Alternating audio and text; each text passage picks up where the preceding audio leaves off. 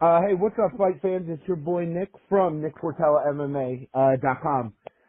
Today, I got on the line another combat sports veteran, but more importantly, a current heavyweight bare knuckle boxer, Maurice the Gorilla Jackson. Maurice, how are you doing, sir? I'm good. How y'all doing today, fans? I'm doing good. I'm sure everybody else that's listening is doing good. So, big fight just happened for you. Before we get into it, because there's a lot to talk about, how did you originally even become part of bare knuckle boxing? I know you have you're a veteran. You've done it all in combat sports, but how did you end up bare knuckle being part of the bare knuckle fighting championship? Oh man, when I knew they were doing it for a while in England, over in Europe and everything like that, and I watched a couple on YouTube, and I was like, man, that looks like it would be so much fun. I mean, like just the rarest form of, hand-to-hand combat. Like, I mean, like it's to me, it looked like something off the movie. I mean, the guys' hands were taped up and everything, and I was like, man, I got to do this. And I was trying to get in touch with the company over in Europe, and they got back to me a day after I said I would fight for BKB over here. Whenever my manager called me and told me about it and I got the opportunity, I was so pumped up and so happy to do it. And my mom and my daughter were like, "Oh, we think you should back out of the fight. Bare knuckle sounds dangerous." And I'm like, Mom, that's the reason he put me in fighting when I was a kid. I used to get in so many street fights, you know what I'm saying? And I loved it. Like, I loved the street fight when I was a kid. And, I just looked at it, you know what I mean? And, growing up in Newark, bro, you're going to get in like 2-3 fights a day, you know what I'm saying? It was even a time where like toughest guys from other neighborhoods would come to my neighborhood to fight me. And I started doing like amateur kickboxing at like 7 years old. So I'm like 9 years old fighting against like 20-year-old men on the streets beating the crap out of them. So it was pretty cool. But, yeah, man, I think the sport is awesome. It's a new sport and, it's very catchy. And I think that with the first pay-per-view, they sell like over 1.3 million pay-per-views. That just goes to show you, you know what I'm saying? Like, I think that's more than the UFC's first pay-per-view ever sold, So, I mean, I'm thinking it was. Yeah. But, one, we're happy that you didn't go to England. We'll keep you here. We'll keep you here with us where we can see it. And, for me, you don't get many fighters because I'm from and still live in Jersey. So you automatically get extra points in my book because there's not many of us from the state in the game. There's some, but it's not the most popular state, but you're out of there. So that means I can talk because I'm from the state too. So, your first bare knuckle fight, the inaugural event, you faced Dale Soapy. You really kind of like showcase your skill set. He's a tough guy, game opponent, but you could just see that there was different levels, to where you guys were in your career. It was a first round TKO, kind of picked them apart. Being your first event, the first time you tried it professionally, did it just cover everything that you expected? You're like, yep, this is what I want to do. It was everything I expected and more. It was just, that was it. It was perfect for you. Now, my first fight, kind of sucked because a lot of people don't know me and Del Soapy are actually like really good friends. Like, no way. Like really good friends. Like one of my best friends. Oh, wow. Yeah. So like after the fight, he lives in Arizona. I live in Vegas. He drove down. Our families like had a barbecue together out of Lake Mead here in Las Vegas. So I mean, a lot of people don't know that me and him are like really great friends. It was to be honest with you, it was my first time he ever trained for bare knuckle. So I just thought in my head all these different training methods. Before the fight, I was so nervous, brother, so nervous. And my motivational speaker, I listened to Eric Thomas. Okay. He called himself the hip hop preacher. He deals with a lot of athletes, professional, collegiate, a lot of different athletes. And he had this one saying. He said, be phenomenal or be forgotten. And I said that to myself, and it all went away. And then I started warming up for the fight, and I just went out there and did my thing. But I will say this, man. Dell is a very talented man. He has like a laser overhand right. And the whole time I kept swinging my jab trying to, throw his timing off. Right. And when he came towards me when the fight started, I was like, all right, get ready to throw the check hook, get ready to throw the check hook. And I seen his fist tighten up. I was like, hell no. So then I backed him in the corner, blocked him up the corner, and did my thing. But yeah, he's a really great talent, man. It was an honor for us to, be in the ring like that and mix it up with each other, so. And it's kind of cool. It shows kind of the respect in the sport overall because you guys were friends before, which I don't think that many people did know. And then you remain friends after. It's business. It is what it is. Now, the important stuff here. August 25th, semifinal round. You and Sam Shoemaker, heavyweight tournament. While you did lose a split decision, anywhere you look on the internet, that fight has been labeled as bizarre, to say the least, how it all kind of happened. In all honesty, when the bell rung, did you believe you had that fight won?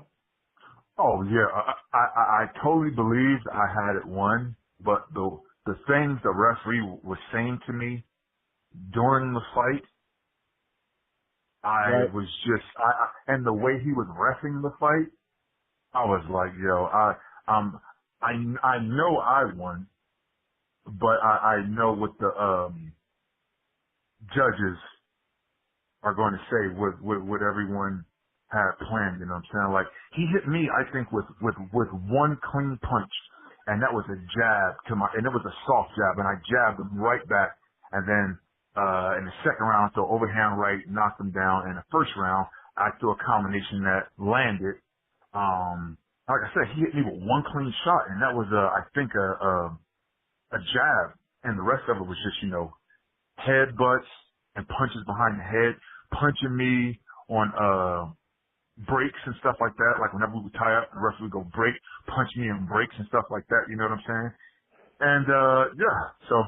Yeah, I mean, there was some stuff, I went back and watched it, and the best thing to do is watch it with the sound off. You don't want to hear any of the commentary or nothing.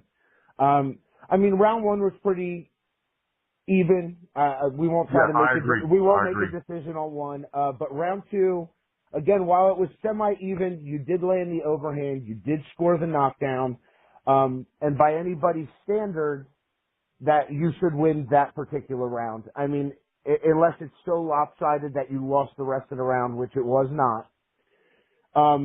So, I mean, you could call it 1-1, you could call it 2-0. Now round three, this is kind of where it's interesting. Sam did throw a punch out of the break, and clearly just watching it, even though it kind of agitated you because it was out of the break. And you've been around combat sports long enough. I mean, do you feel like that should have been a dock point? Because once you're supposed to break clean. I feel like he should have had a couple of dock points. I mean, like, he did that. Bro, my freaking cheek was swollen. My freaking, left eye all from freaking headbutts.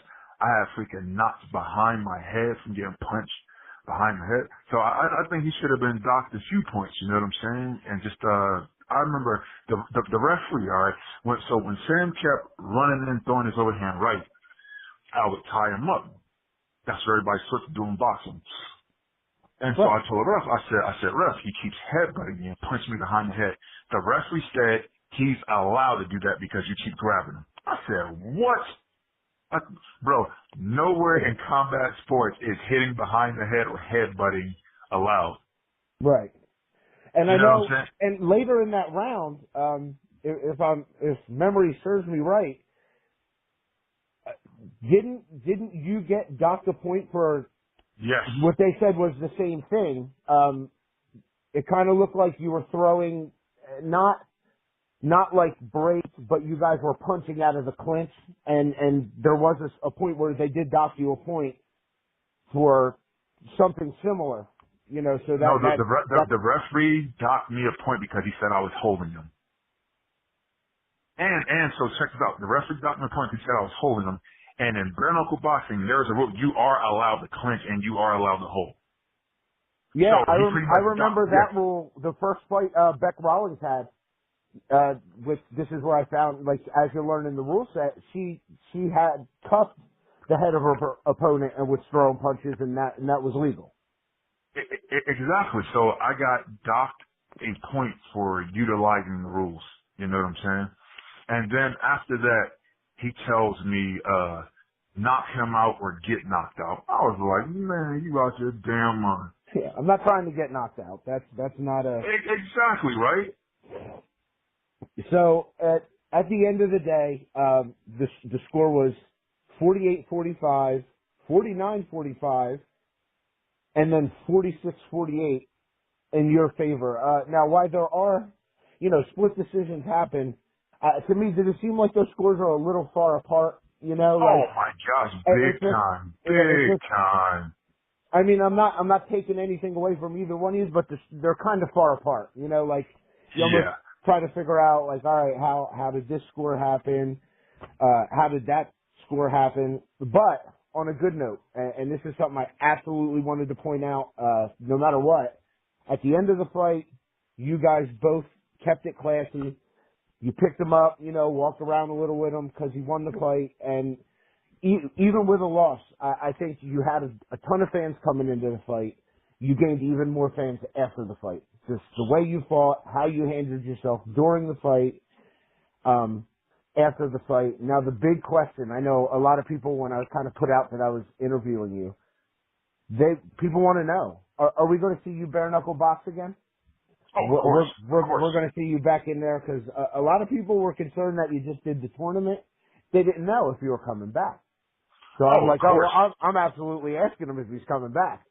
Well, I'm gonna say this, man. At the fight, man. There I got there, man. Sam, his wife, his kids, his dad, his brother, all very classy people. Talking to me, man, about life, fighting, family, all that stuff, man. Just shooting stuff, taking pictures with him, his kids, his dad and brother, good people. It's a fight. I'm not mad at Sam for headbutting me or punching me behind the head. It's a fight. I mean, Bernard Hopkins did it for how many years and got away with it? You know what I'm saying? Yeah, I get it. Punching people in the hip. No, it's a fight. So at the end of the day, that's our job. When we get in there, we look at it like, okay, man, this is for my family. You know what I'm saying? Money is freedom. You know what I'm saying? This is for my family. So I'm going to do whatever it takes to make this money for my family. So yeah, he did it. Yeah. And I could have probably got pretty hurt, but like at the end of the day, you know what I'm saying? You doing it for your family. So I just wanted to get that out there real quick. And, what represents me, man, is, of course, like my athletic ability, my skill set, but mostly how tough I am, and not just from fighting, but through life. And, the reason why I picked Sam up, remained a good sportsman after the fight, because, his family was there, my family was watching.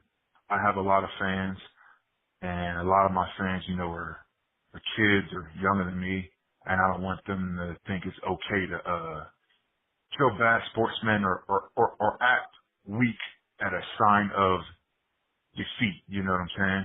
Right. I don't want them to think it's okay that's just like, okay, let's say if you have a bad month or something like that at work and you quit, stop paying your bills and you just become homeless and like, screw life. I'm never working ever again. I'm just going to be homeless and bounce from couch to couch from my friends' places and all that. No, yeah. I want people to know, like, hey man, you got to be tough in life and also, in the ring, but, yeah, so you guys definitely put that message out there. And that's a great thing, like you said, you might have fans that are kids and they're watching, and that actually rubs off on them, more than you know, because they see you, they're like, oh wow, you know, it didn't go his way, but then they see you walk off very professional and just keep moving. So even if you affected one kid who was watching that's a fan, that's a huge thing. You know what I mean? You could have led somebody that had no direction, just, you know, with your actions. Yeah, I totally agree, brother. But And I now mean, like, here's my favorite. He's going to the final round, whatever. We know that.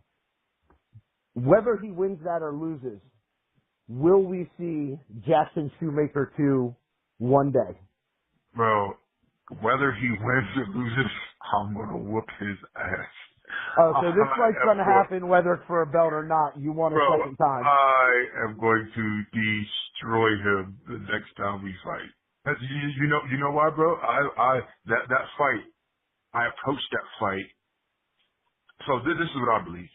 Each fight, win or lose, you learn something. For sure. You learn something about yourself or about your performance and things you need to change. There were like a lot of nervous fighters there. I said, listen, man, and I'm helping out the fighters there. A lot of guys are nervous. I said, listen, man, we've all been through tough situations in life, right? So yes, this is a fight. This is our job. Whether we go out and win or lose, we're going to get our asses back in the gym when we get home and come back even stronger, right? Right.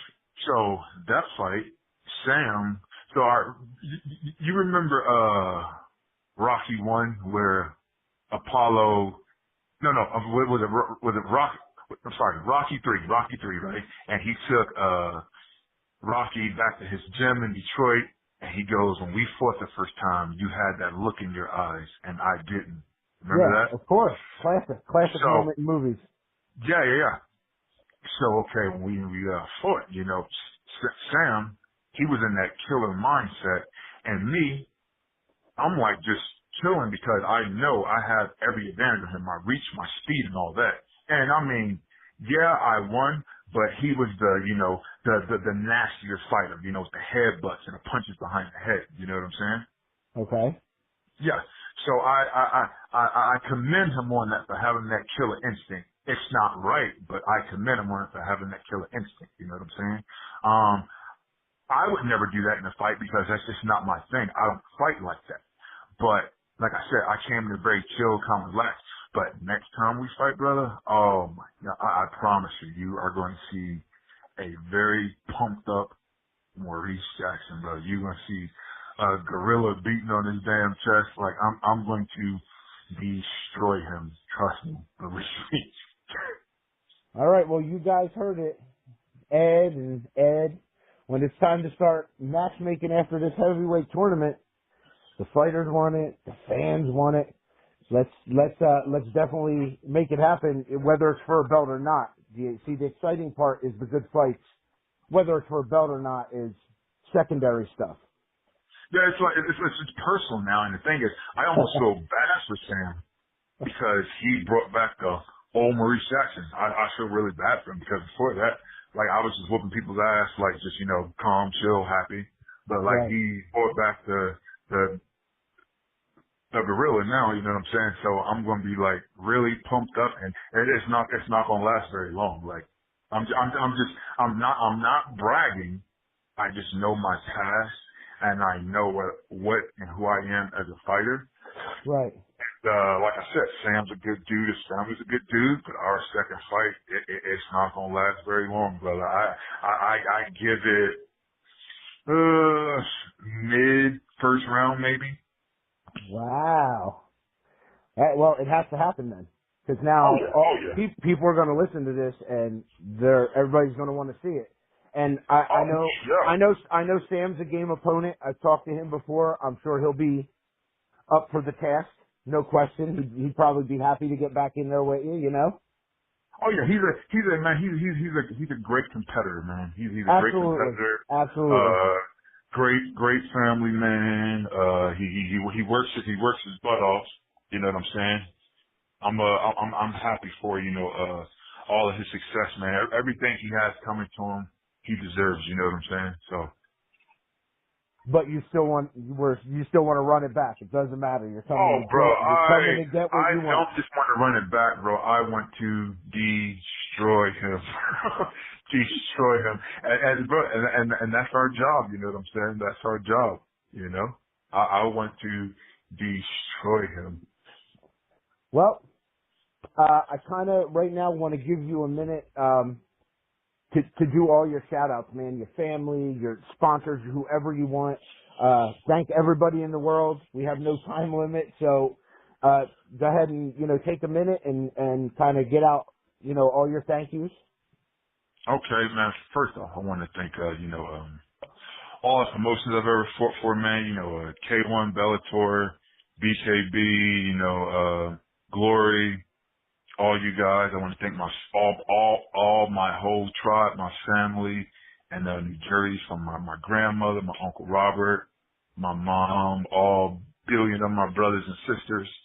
I want to, thank my, my kids and my wife, man, for being my freaking, motivation and supporting me every day, man. And, most of all, brother, Jesus, I want to, thank Jesus for everything, for blessing me with all my talents, special gifts and abilities, man. And everybody he put in my life, you know what I'm saying? Whether it was a good experience or bad experience, it molded me to be who I am today, so, yeah. And I want to thank you for this interview, brother. Anytime, man. And I'll tell you what, honestly, you're great to talk to. If you're ever back in the New Jersey area, definitely let me know. We can get something down on video even, because Newark's about 30 minutes from me. So. Oh, nice. It's not very far. We can meet there, meet in the middle, whatever. As for me, as always, I have to thank Maurice. When combat sports is your thing, you're constantly training, so it's always appreciated when you guys cut a little bit of time out for the media and give us your time.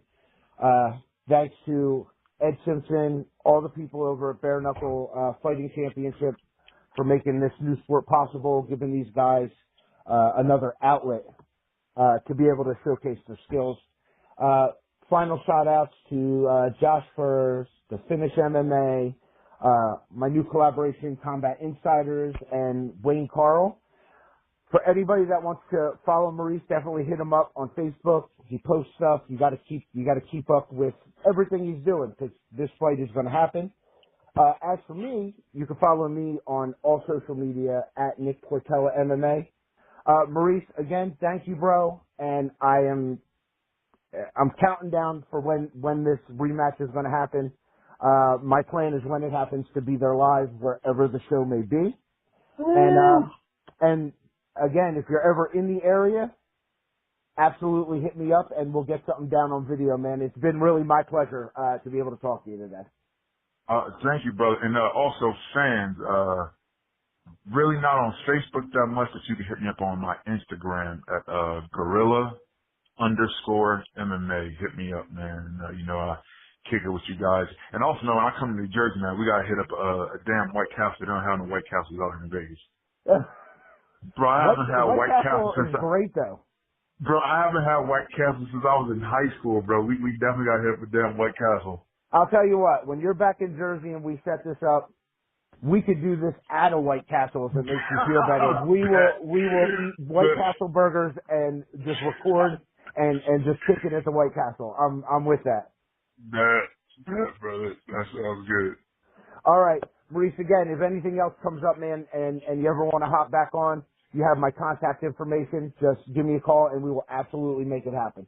All right, thank you, brother. I appreciate it, man. You have a good day, sir. All right, you too. All right, bye.